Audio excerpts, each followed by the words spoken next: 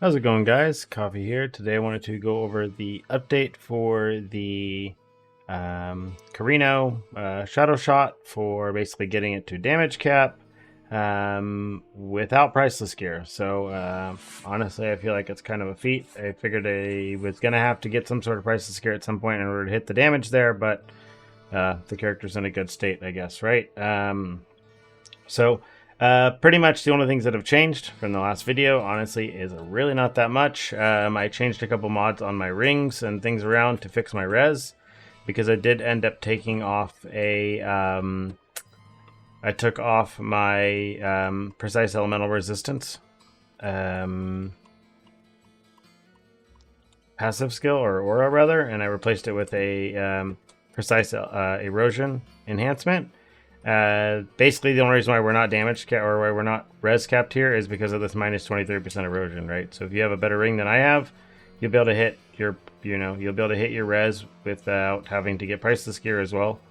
And you can, again, I have random like budget crappy things on. This -1 projectile is definitely hurting me. So that's kind of where it's at. But we can kind of showcase basically what it is. The biggest addition that we had to this was actually just adding a prairie to the build, and what that means is it just means that we are able to get better mods, basically, more total mods from our slates, which pushes our damage kind of up there. We're still not basically getting there in like 1 second yet, but we are capable of actually hitting the damage and getting the damage over 5 seconds. So as we did add the prairie, these are the pets I'm using. I don't know if these are the best, to be honest. I'm pretty sure they are. You just basically want affliction effect on everything or ailment duration, one of the two. This pet was coming out slightly ahead of the just adding a third affliction pet. So if you just have the purples, you can just run the 3 purple affliction pets here, or this guy rather. This one here for affliction, this one here for affliction, and then if you don't have the third purple pet for ailment duration, you can also just use one of the blue affliction pets as well. There's quite a few of them, so use whatever you can get your hands on, wherever they come from, right? Go search for them and make sure you try to get them. Even to the blue ones, if that's all you have, it's going to be better than running anything else, just because the affliction effect is so strong. With the slates themselves, again, we did add a prairie. These are really, really cheap. I accidentally overpaid. I completely forgot that it is more expensive to just buy it rather than to just go get it through cards. So I paid 2,200, which apparently I self-scammed for 500 FE because I just really wasn't thinking about it. It was late at night. I had made a big sale, so I was just like happy, and I was like, all right, I'm going to go buy it. And I forgot that you are better off actually going and buying cards. I believe, God, what is the card for this again? Call it Immolating Flame is the card you want. You want 20 of these, so you can see 20 of these times what, 90 at most, is going to be significantly cheaper than the 2100, right? So 20 times 89, you're looking at 1780, right? So that's significantly cheaper than just actually buying the combined slates. So that actually equals out right around to what it equals for taxes. So I think the margins are actually still there to be able to sell them, but they're probably hard to sell. So try not to maybe lean into trying to craft these and sell these for profit. It's you might get stuck with one. So good things to know. Yeah, and then again, the other things that did change is I did swap my last aura to precise erosion enhancement, and that's here just with the aura amp. Seal conversion and restrain, and I am still using the 12% erosion damage candles for now. You're better off getting candles again if you can get some with +1 projectile or aura effect as well. If you get things with 2 on them, you're going to be better off than obviously just using these. I just bought these because they were inexpensive. So same thing goes. Nothing really changed with the shadow shot or with the second one. Still reaping agony on it. We still have Starstalker on this, and then we still are just using our Black Hole and Path of Flames. And yeah, pretty much what we've been doing with this, we did end up running a city here on Deepspace. We are going to be running more of these, and the plan is to basically run these here and kind of get some data tested out to figure out what is going to be the best for running these. So because of the fact that Deepspace is significantly harder than a lot of other content, it does mean that we are more expensive rather as well, and hard. It does mean we are still having to run DPS pets when we run them.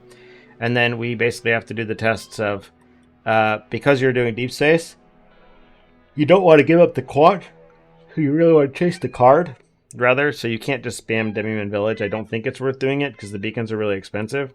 The beacons are 13 to 14 FE rather than like 1.5 is what you're paying for them on the ones for Profound, for normal T8 beacons, right? So there's a trade-off cost to this, to do it at this level, right? If you don't quite have the damage to be able to do this while fully pumping it, while using loot pets, things like that, I'm not sure if this is going to be worth it yet in the end, right? So we kind of need to basically get some data here and do some map tests with this versus the other one. Just because, again, I'm not sure if this damage or this is going to be worth it. I think you're going to be, maybe just chasing more priceless gear. Things like that is going to be where the big money comes from. Will be from big ticket items. But I'm not entirely sure. So I plan to do a bunch of basically tests on Deepspace today on stream after this. And that will basically be the next video, is kind of the results of my data that I've been seeing.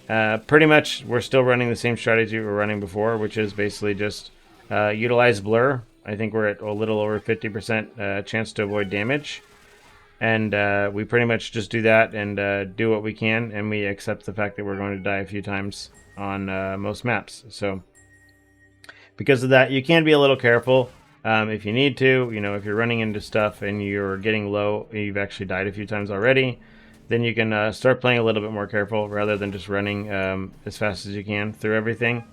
To be honest, running fast through things has seemingly been a good idea a lot of the time, depending on what mod's happening, right? Like this lightning stuff will kill you, so obviously that's a bad idea there. But if you're, a lot of the times the on-death effects, things like that, are more damaging rather if you end up sitting around, and you sit around and allow yourself to be hit, right? So the next step will be basically, as we continue to add the priceless gear and other things on there, will be to increase things to where we are getting more defensive stuff, right? Because right now we traded a little bit of stuff for damage, and obviously that's hurting our defensiveness a little bit. And the more damage we get, once we have enough damage to actually sustain the Deepspace, then we can actually lean into defenses quite a bit more.